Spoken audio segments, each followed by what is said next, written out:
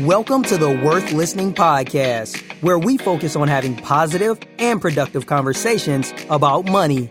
Join your host, Lauren Williams, four-time Olympian turned financial planner, as her guests share their money stories. We aim to help you own your personal money story and feel good talking about it. Money is a tool that can help you live the life you want. You should feel comfortable listening, sharing, and communicating about it. Now, here's your host, Lauren Williams. Hi, thanks for tuning in. This week, we sit down with 2016 Olympian Meghan O'Leary. Meghan played all sorts of sports growing up and even played volleyball and softball in college. Yet, she didn't find rowing until after college. Yes, you heard me right. She started rowing after college and became an Olympian.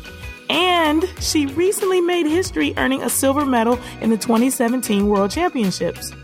Today, we discuss her parents' impact on her money habits and being intentional about beefing up your resume so you can go after your dream job.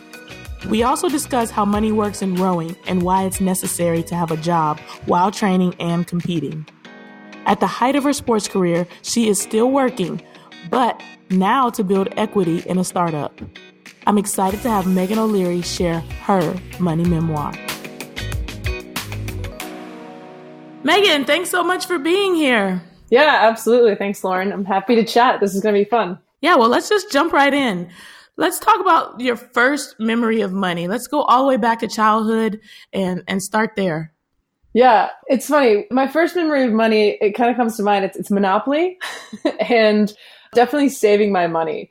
I remember my brother and I have two brothers, but my twin brother and I was always looking to start little businesses, whether it was a lemonade stand or I remember I would make these little gadgets and crafts to sell to the neighborhood kids. So I think I had a very early kind of entrepreneurial mind, but also, I also held on to my money. I didn't like to spend it. My brothers would spend it on candy and toys, and I was very much wanted to build an account and save my money, even as a kid.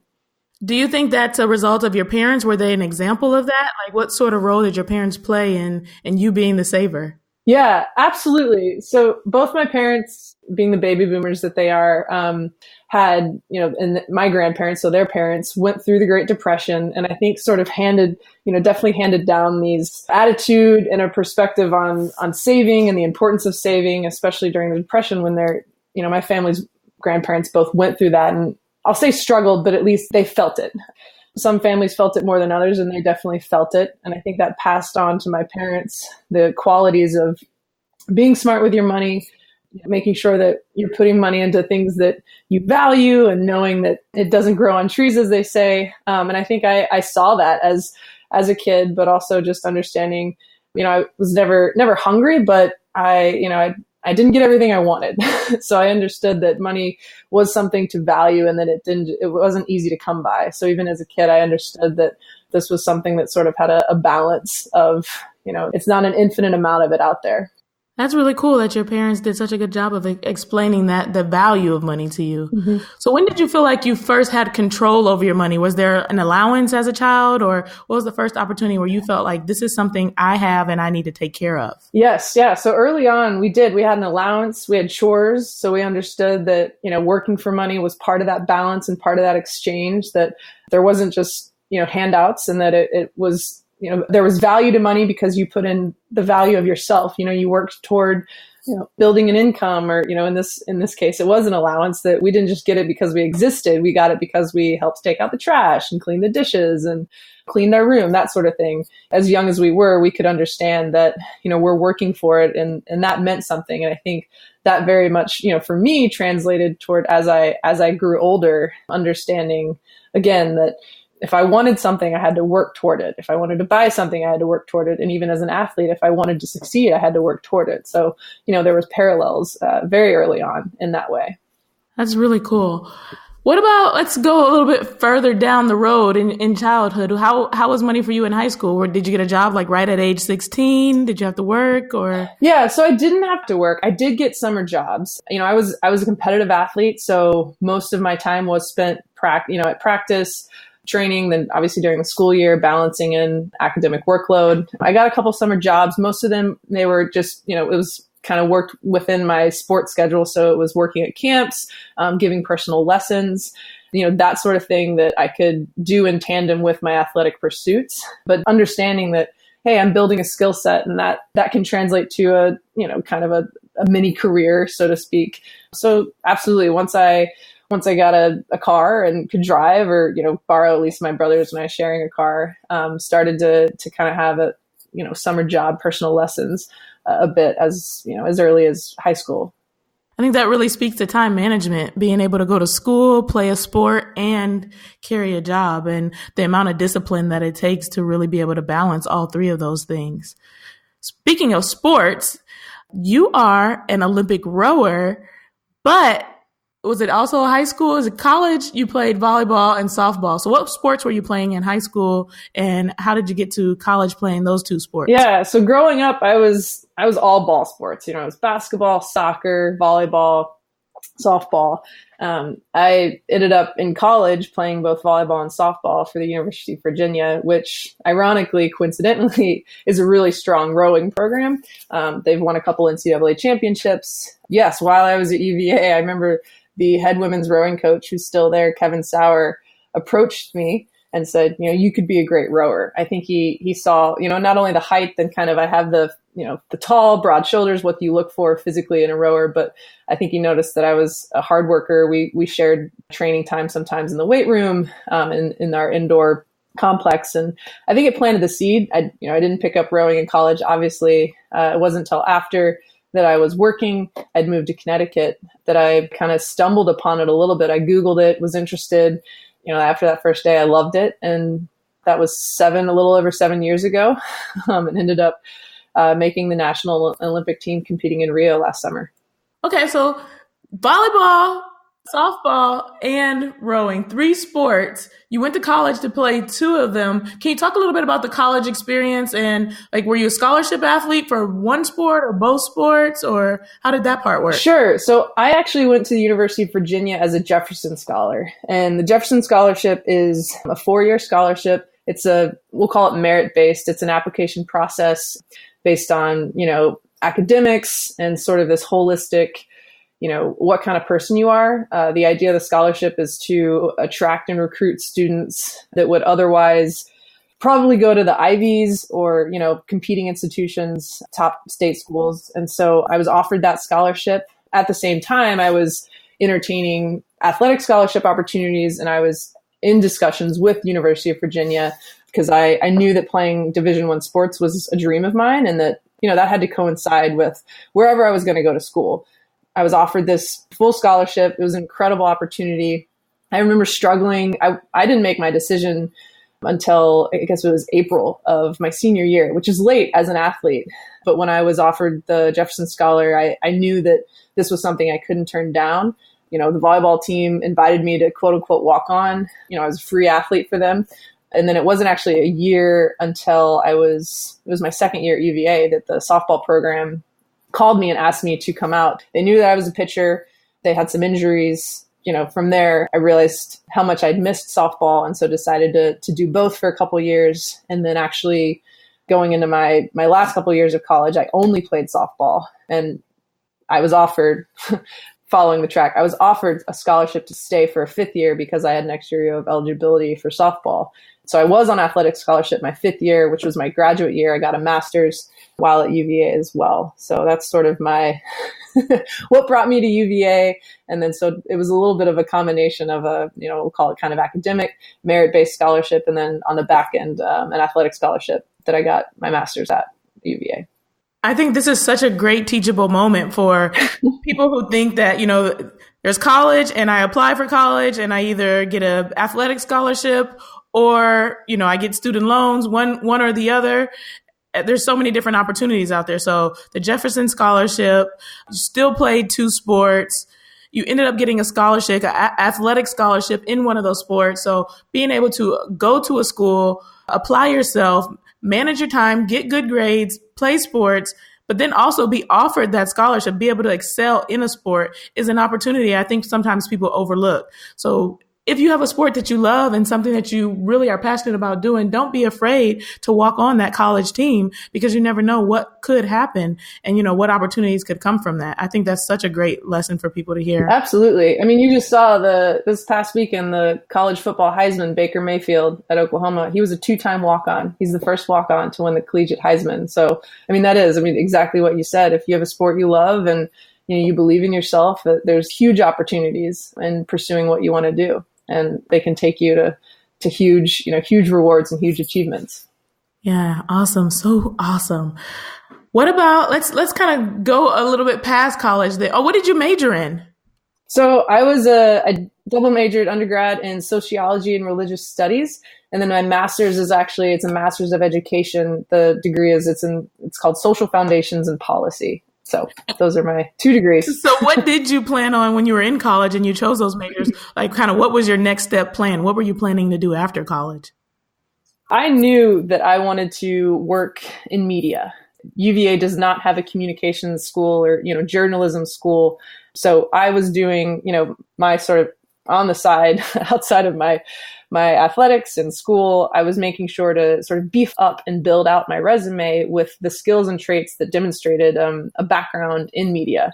So I got summer internships. I worked with the UVA athletics video services.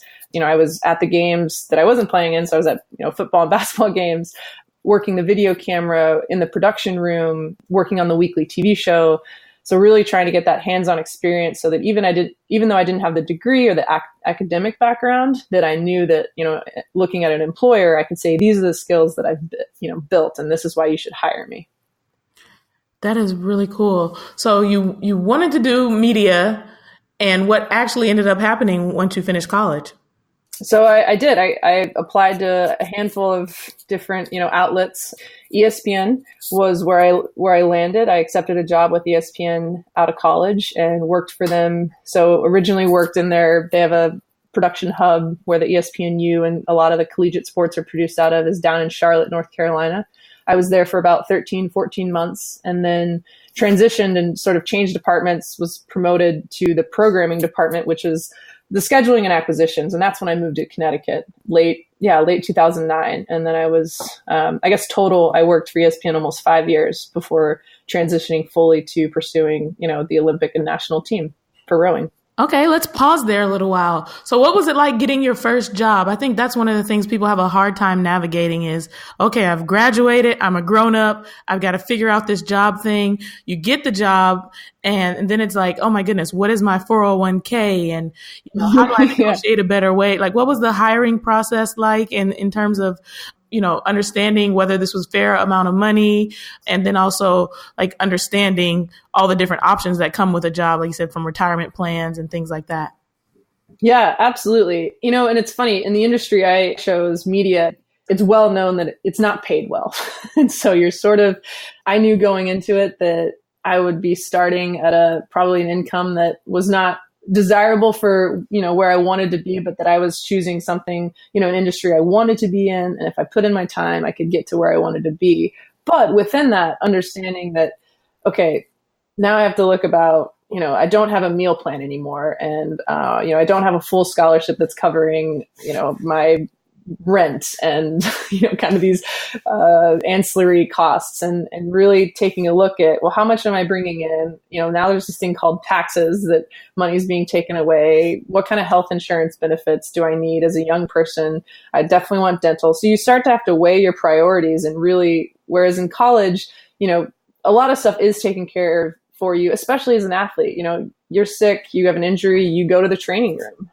Now that you're sick and yes, you have health insurance, you have to figure out, well, what doctor's office actually covers me and, what do I need to account for? And then, I knew that ESPN is majority owned by Disney. They are known for a great benefits program.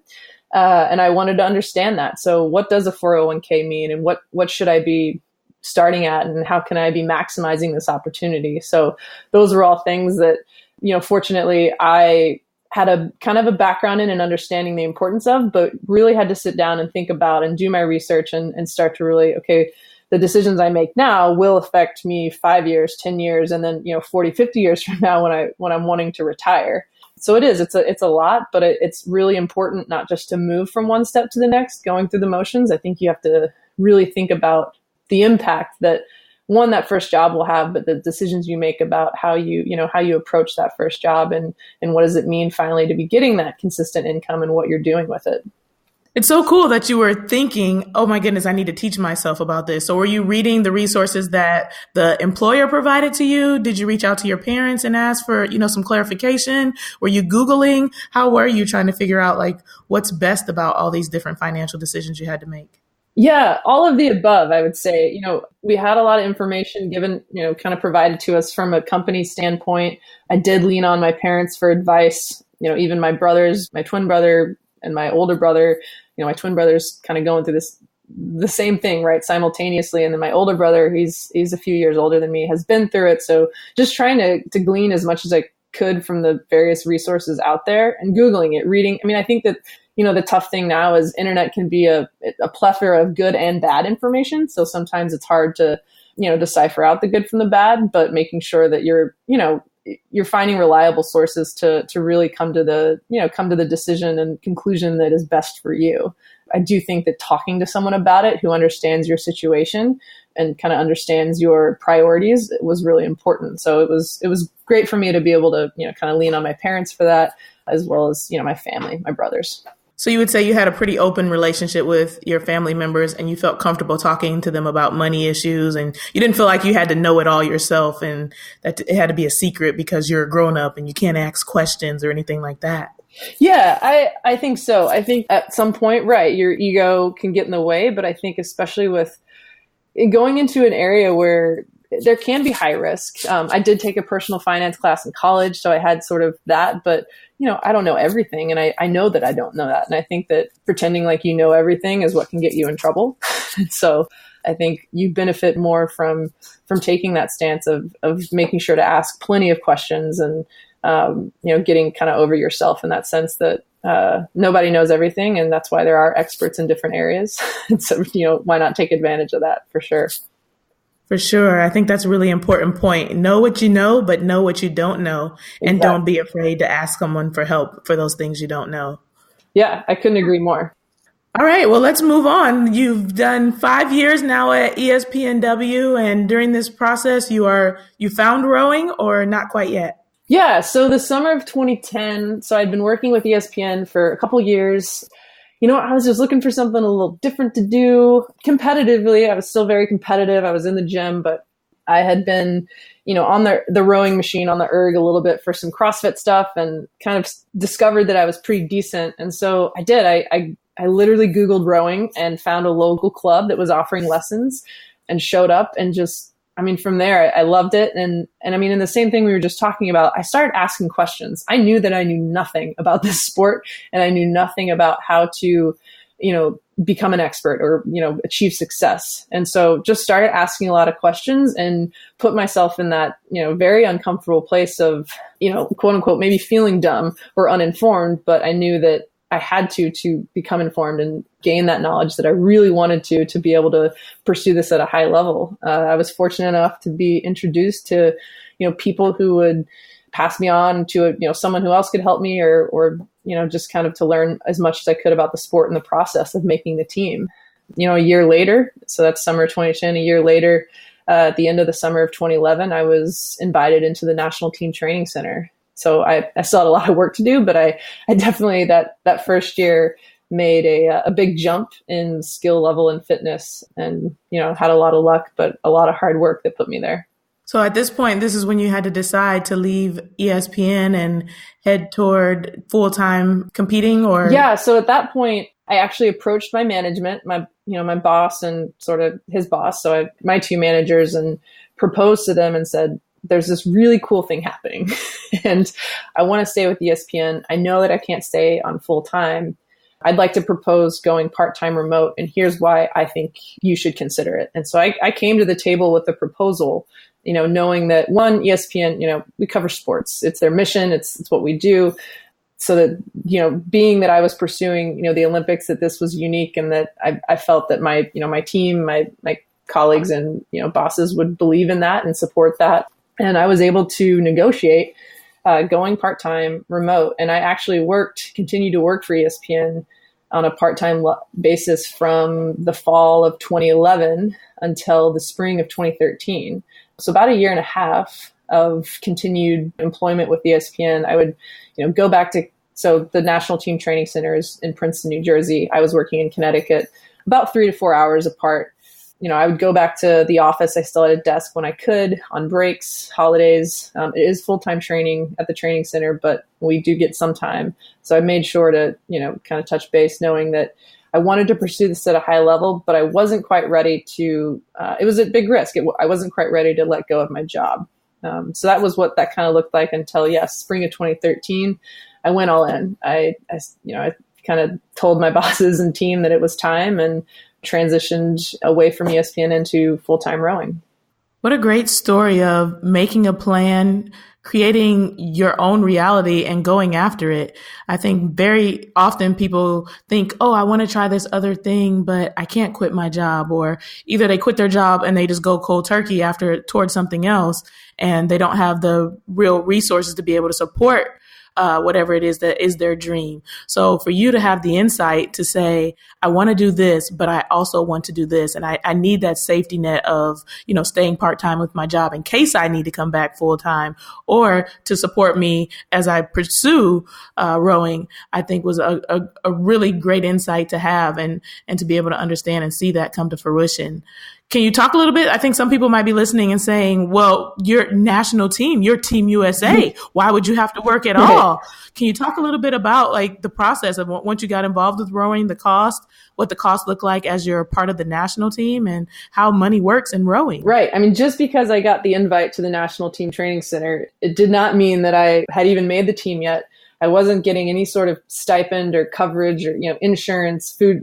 There was nothing being thrown my way. I actually had to I had to buy a boat. Everything it was only expenses. There was never, I would say up until January of 2013, I was not receiving any sort of compensation or support from team, quote unquote, Team USA or US Rowing.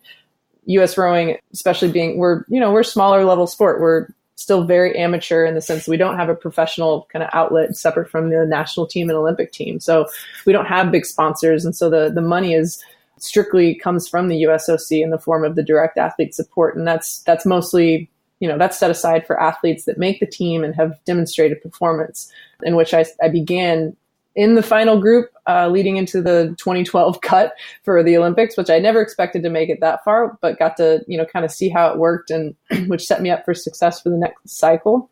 Demonstrated that I was going to be a top athlete going into that cycle. Was first put on team insurance. So the USOC provides top performing athletes with being a part of the elite athlete health insurance. So that was huge help. Up until that point, I had bought what's called Cobra. I'd been insured under ESPN, but when I went part-time, became uninsured, but could buy into the Cobra plan. So, kind of having to figure out, okay, what are the holes I have to fill? What's the income I'm still getting? How can I make this, how can I make this happen? And so it was important for me to maintain that employment up until the point where my performance allowed me to, additional support and more support from US Rowing as a national team member. So I did make my first team in 2013, but even then the support is very, it's a humble amount. It's not a lot. It's enough to get by. And even then, in the past, since making my first team in 2013 and consistently medaling at World Cups and being in the A final, there have been months that I've gone unsupported by my NGB for some of the rumors or, kind of misconceived notions of how athletes live in their day to day. We're not making a lot of money. I mean, that differs from sport to sport, but I would say for most athletes, the case is that it's a small amount, and you're working very hard for very little, but you figure it out. So yeah, that was kind of how I was still getting by up until I made my first team. Got it. So you talked a little bit about expenses. Two things I want to circle back to. The first is the expenses related to your being able to compete. Like you said, it's a small amount that you're getting when you are on stipend. There are still expenses when you were not on stipend, even though you had been invited to train full time at the National Training Center. What's the cost of a boat, for example? What kind of things were you responsible for coming up with? Did you still have to pay for your food? Was there any nutritional things, or what goes into being a rowing athlete? Yeah. So most athletes have to have their own boat, a single, and those run anywhere from, my first boat that I purchased was $6,200. And that was like getting I want to compare it to cars, but I don't want to knock anyone on cars. Like, it was a decent boat. It was good enough. For the time being, it was where I needed to go, but I definitely had to graduate to a faster vehicle. And so boats, the high level boats that you see racing, the elites racing, are anywhere from $12,000 to $14,000 for just a single. That's for a one person boat. And so I, eventually had to figure out how to own and then insure. And, when we travel, we have to travel with our boats across the country. That costs money. And that's all things that we have to take. Do you have to pay to ship that boat across the country in order to compete? Oftentimes, yes, or ship it yourself. So as a single, you can car top it, but then you're paying gas money. When we did team camps, we do get a team trailer that transports. And so, there were times when we wouldn't have to take care of it, but most of us, and especially I'll call it the athletes that are kind of in these, I'll call it outside boats, but there are certain levels to rowing. But my particular event, the women's double, has gone traditionally unsupported by the NGB. So there are a lot of extra costs, I would say, that as an athlete myself, I've incurred that other athletes have not, that are in the more team sponsored boats. But even still, those athletes are dealing with, renting or buying their own boat as well. I paid for my own coach the past 2.5 years. That's when I tell people that blows their mind. So I know that a lot of track athletes go through that as well. But I don't know if people on the outside are kind of looking in, realize that while we're receiving money, we're also having to pay for services, pay for our coaching, pay for our boats, et cetera. Yeah, I think that brings up a really good point about, budgeting and, like you said, getting a small stipend, working part-time, having these expenses. How do you go about organizing your finances in a way that allows you to be able to track all these different things that are happening? And is it something where at the end of the year when you're doing your taxes, are these deductible expenses, or is this kind of like a hobby in the government's eyes? How do you think about that? Yeah, so I do think about it as I am my own sole proprietor. I'm a business person, and then my coach that I sort of quote unquote hired as a contractor, I sent her a 1099 and we had a W-9. And so I managed my expenses as a business, and my boat was a business expense, and some of my food, that's a business expense. So you do, and athletes can, especially if this is their profession, manage their expenses in a way that, of course, you can't write everything off, but the business expenses, manage it in a way that when it does come tax time, being smart about it and understanding your opportunities of how to attribute these costs and these expenses and, your revenues as well. So understanding that what all that means, that there's a proper way to do that you can, so that you're not paying a whole bunch of taxes, or that you'll actually get some back. For me, I managed and made sure to kind of understand, okay, how much was I paying my coach? How much am I spending on transportation, et cetera? So that it did come tax time, I had a kind of a good budget, a good expense sheet, a run sheet of where my money was going in the previous year. Right. One of the sayings that I have is, all that money ain't yours. Yep. And it's what I frequently say to groups of athletes that I speak to, because one of the biggest things that they don't understand, or the misconception, is, I earn money, this money belongs to me, and then I get to spend the money as I see fit. We forget sometimes that, like you said, you are a business. In the Olympic sports world, there is no W-2 income like a regular employee. If you're new to sports and you have to figure this out, you may not know that you are an independent contractor. You're a sole proprietor, that the people around you are, independent contractors who work for you, and you need to send them a tax bill at the end of the year. There's so many different things that you have to navigate. And I like to spend a lot of time talking to athletes about the idea that, like you said, there's taxes, there's the expenses that you're going to have. You have to plan ahead for those.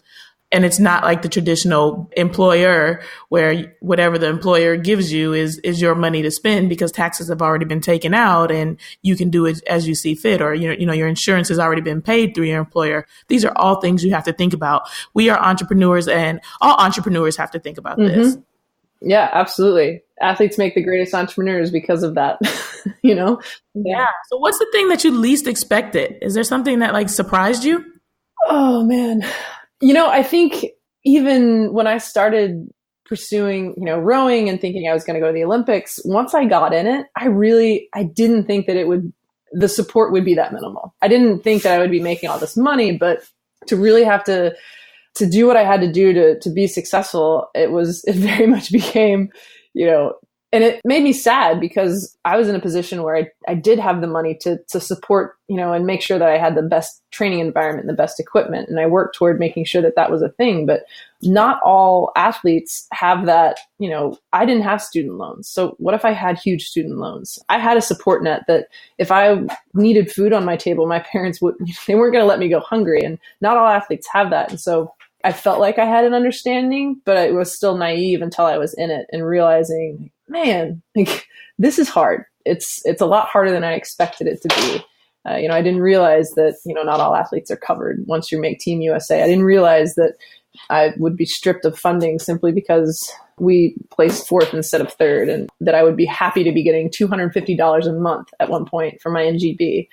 It's insane. So to kind of from that out, kind of a fairy tale of what people think it is versus doing what you really love and the sacrifices that you make, or the choices that you make. Really, I don't like to say sacrifices, because we choose to be athletes, right. That we love this and that it's worthwhile effort. But it is, I think, one of the misnomers that people think that it's so much glitz and glam. Mm-hmm. So talk about a little bit where you are now. We didn't make it to the 2016 Olympics yet. So tell us how you got there, and what did things change at that point? You became an Olympian? Yeah. So made the Olympic team, and dream came true of going to the Olympics. My boat partner and I, we started together in 2013, and we stayed through, which is actually very rare, but we built the boat together and went to the Olympics with, hopes of, we thought we could get a medal. We had a decent regatta, made the A final, which is top 6, had a really bad race. And so we placed 6th, which coming out of it's a good finish to be in that top 6, but we knew we could medal. And I would say that nothing really changed in terms of, we did stay on funding, but it was kind of the basic amount. I guess I would say we were on the higher end in our pool of athletes, of rowers, getting funding because we were returning Olympians. But even going to the Olympics, it wasn't like any sort of big sponsors. And I think even if we medaled, but big sponsors came knocking at the door, or any other endorsement type stuff, changed our situation. But we decided to keep going, and let's see what we can do in 2017. Felt a little gutted by our final. Ended up doing really well a couple of months ago, our World Championships. We got a silver medal. Super pumped about that. So I think we're going to keep going. But even then, it's interesting. Having won a medal, I would say our situation maybe has changed a little bit, in that our NGB is providing a little bit more resources, and it's easier to ask for things and get them. But in terms of funding, it's really stayed the same in the past couple of years. But if anything, the consistency is a good thing, because we can plan out. And understanding, even though maybe our funding didn't increase a whole lot, we at least know that we're funded through, next year leading into 2018. What a cool journey, becoming a 2016 Olympian and then going on to the 2017 World Championships and earning a medal. Can you talk a little bit about, I think one of the things people might be understanding, what are the World Championships? Don't you guys just compete once every 4 years? Yeah, I know, it's tough. And even for rowing, the World Championships are oftentimes more competitive than the Olympics because of inclusion and rules for the Olympics. So there's a limited number of entries, whereas World Championships, it's unlimited number of entries to a point. And so our World Championships, they're held every year. They're super competitive. So a World Championship medal in the eyes of rowers can be just as great as an Olympic medal. That silver medal we won as the highest medal finish ever for the United States in the event. So it was amazing, kind of making history. And like I said, at the World Championships, it's a big deal. We're super pumped. And it is. It's a year-around pursuit, and it's not just every 4 years. I think that some people just are like, oh, well, what's next? I'm like, well, we have a World Cup circuit starting in May, and then we have World Championships. They're like, oh, it's not just Tokyo. And I think there is sometimes that misunderstanding that athletes just show up for the Olympics, and not realizing that in between Olympics to Olympics, that 4 years is a lot of hard work, but a lot of competition, that it is a full-time gig, and that, yes, the Olympics are a big deal. And when we sort of come into the limelight, but, in actuality, there's all this other stuff going on that's part of our career. So, for us, it's a big deal, and we're super proud of it. And we got to do it on home soil, which made it even, cooler. It was the first World Championships in the U.S. in 23 years. And to kind of make history and do it with so many friends and family in the stands was really special. Well, congratulations on making history. Yeah. So here we are now in 2017. You've earned a medal. You've made history. You said there are more resources, but still not astronomical resources in the way that people would think. So what are you doing presently? How are you currently managing your funds? Are you still having to work? Where are you? Yeah, what I did start to do this past year was, be really diligent about and deliberate about managing what am I spending month to month, what am I spending it on, and seeing where I could tweak and understanding what money was coming in that month, and then am I buying too many coffees? Can I stop going to Starbucks every week, or that sort of thing. So being really deliberate about that. I have been working for the past 3 years. It's for a small company, a startup in San Francisco. I have been going unpaid for most of that time because I'm a partner and kind of working for equity. So even though I'm working my butt off, I would say an endeavor separate from rowing, it's not actually adding to my income right now, but that is a risk and a gamble that I'm hoping will pay off down the road. My partner and I, we just moved to the Bay Area to train and live and work out here. That's a lot more expensive actually than Princeton, New Jersey. So having to make that adjustment also of okay, now our living costs are a little bit more expensive, and how can we accommodate this, and what do we need to do to make sure, again, that we're setting ourselves up for success by putting ourselves in the right environment, eating the right food, getting the right equipment. So it's just being really smart and organized, I think, about it, kind of, establishing priorities for athletes. It's food, training equipment, environment, and then kind of where can you make concessions, or like you said, it's not necessarily sacrifices. It's really just choices. You don't need to go out and spend money on a whole bunch of coffees or drinks or, new things all the time. And because, your priority is performance. So being really deliberate and just organized about where our money is going. Right. Because money is a tool and you're supposed to use it to live a life that you value, as opposed to, spending willy-nilly and then thinking, oh man, I wish I would have done that. I wish I would have done this differently. And I didn't really value these things. And now I have nothing to show for it. Exactly. I speak so frequently to clients about the idea that what you've been describing about being organized with your finances is what we call, the big bad B word, the budget. Mm-hmm. But it's not really a bad word. When you organize yourself and you think about how you want to spend your money and what are the things that are important to you.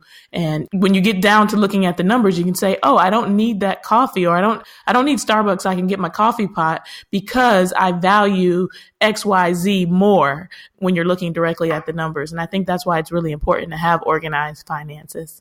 Absolutely. And just once you start really looking at it, then you see it, right? You start to realize oh, that adds up.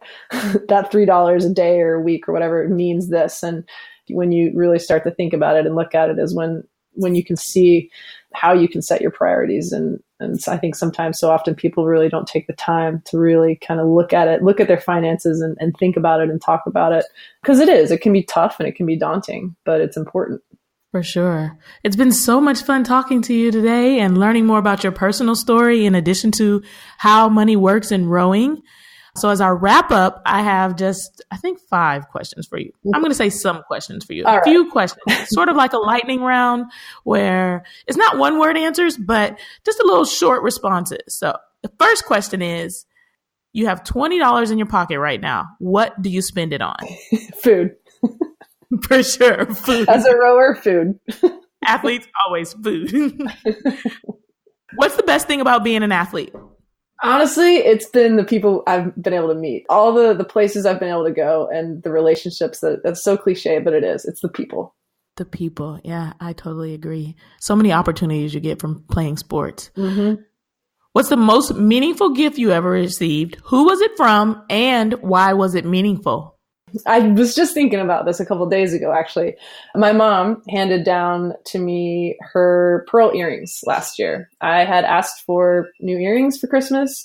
She passed on to me hers, which were passed on to her from her mother. And it touched me. I cried, I bawled, but super valuable in that way of not the income or not the, the price tag attached to them, but what it meant in terms of that, passing down from generation to generation. Yeah, so frequently things that we care about the most are not things that actually cost a lot or are, like you said, high value as it pertains to dollar value. All right, here we go. Best advice you've ever received?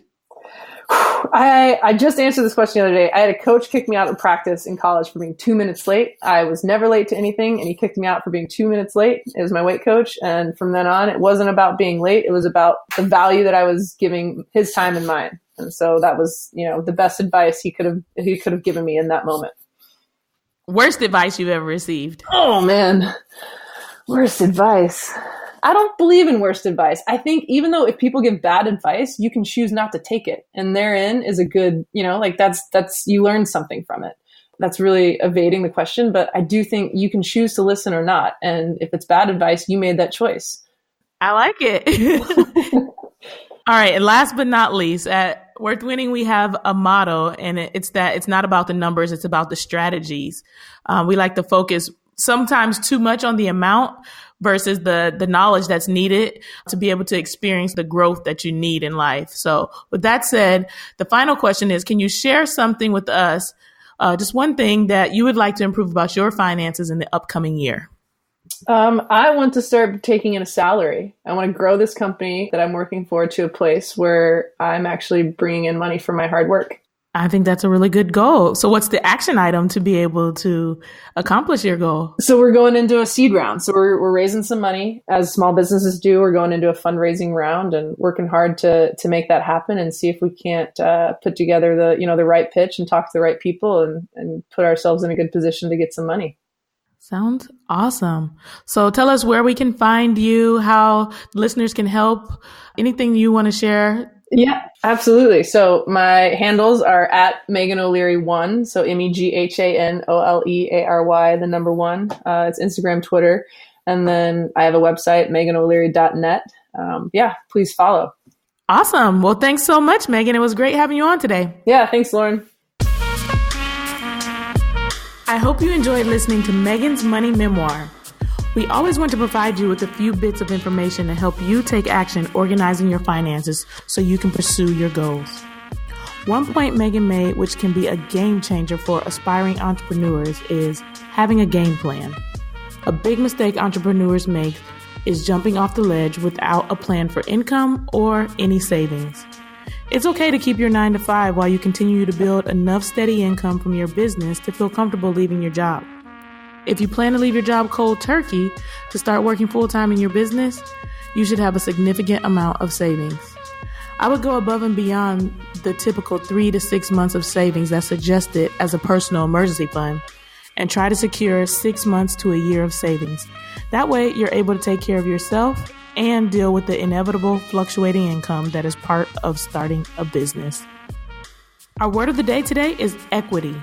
Megan spoke of working for equity toward the end of her podcast. In this case, equity refers to a percentage of ownership in a company. She's working for a startup company called Instavisor she believes will grow into a profitable business, and instead of getting a paycheck, she's increasing her ownership percentage in the company. Instead of paying her now, that money can go toward other expenses Instavisor may need to grow. If they were paying her a salary, that would be less money available for the company to grow.